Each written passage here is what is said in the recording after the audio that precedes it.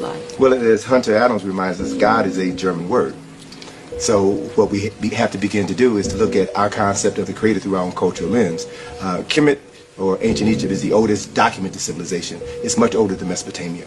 Well, let me back up for a second. The very first Homo sapiens sapiens, human beings, were born in Africa.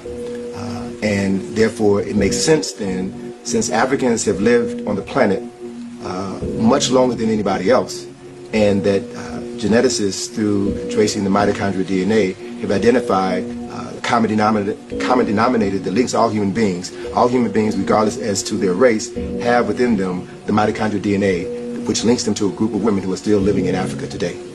So that should, on a genetic level, settle the question as to who was Adam and Eve. If you want to use that Christian reference, the first male and female on the planet lived in Africa, hence they were Africans. And Africans lived on the planet for hundreds of thousands of years before other human beings speciated from those Africans after they walked out of Africa into Asia and then across the land bridge, the Bering Strait, into the Americas and down into North America and South America, and then populated all of the islands within the Pacific.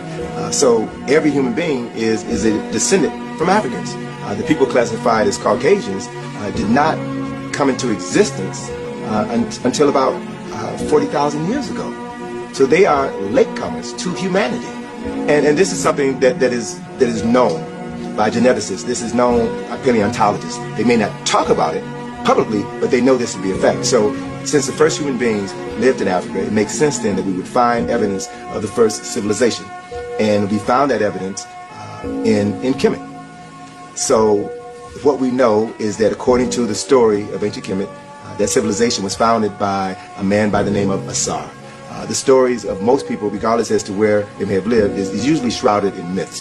And myths are not necessarily falsehoods in and of themselves. They're a way of explaining the unexplainable in such a manner that anybody can